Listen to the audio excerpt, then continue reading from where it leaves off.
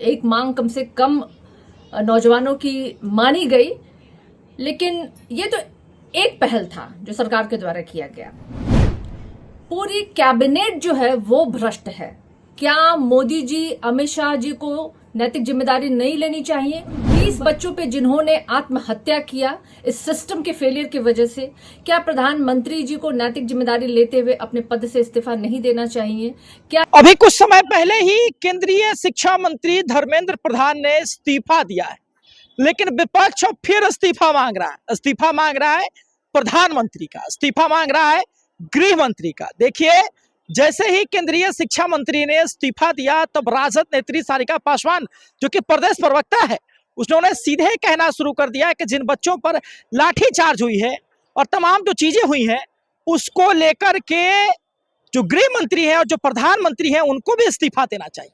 क्या कुछ कह रही है सारिका पासवान, सुनिए उनके बयानों को। गृह विभाग के मंत्री अमित शाह जी, जिन्होंने हजारों बच्चों पे लाठीचार्ज का आदेश दिया, जो गंभीर रूप से जख्मी हुए, क्या अमित शाह जी को इस्तीफा नहीं देना चाहिए? ये एक पहला पहल है जो सरकार के द्वारा उठाया गया, लेकिन सच्चा स्टेप तभी होगा जब पूरी की पूरी इस सिस्टम को इस्तीफा देना चाहिए, क्योंकि सही मायने से ऊपर से लेकर नीचे तक पूरा सिस्टम ही जो है ना वो करप्ट है।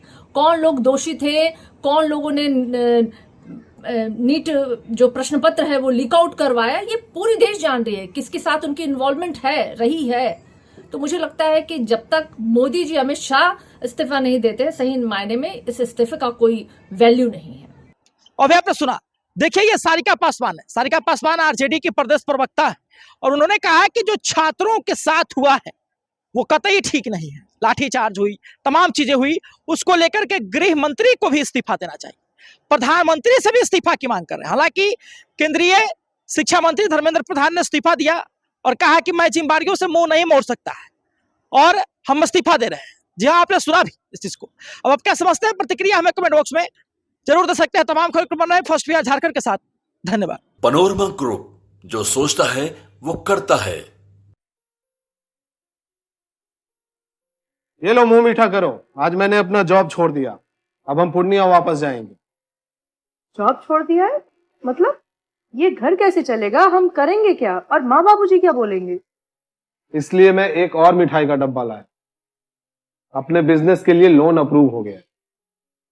अरे लोन अप्रूव हो गया वो तो ठीक है, लेकिन पूर्णिया में हम रहेंगे कहाँ? अपना घर भी तो नहीं है वहाँ। इसलिए तो एक और मिठाई का डब्बा अलग से लाया हूँ। हमने पूर्णिया में घर ले लिया है, पूर्णिया के ई होम्स पैनोरमा में। पूर्णिया में पैनोरमा ग्रुप लेकर आए हैं ई होम्स पैनोरमा। बड़ा घर, आलीशान जिंदगी और अत्याधुनिक सुविधाओं के संग। अरे अब क्यों मुंह मीठा करवा रही हो? क्योंकि हम घर वापसी जो कर रहे हैं। घर वापसी की खुशी पूर्णिया में ई होम्स पैनोरमा के संग। E Homes Panorama, luxurious lifestyle redefined.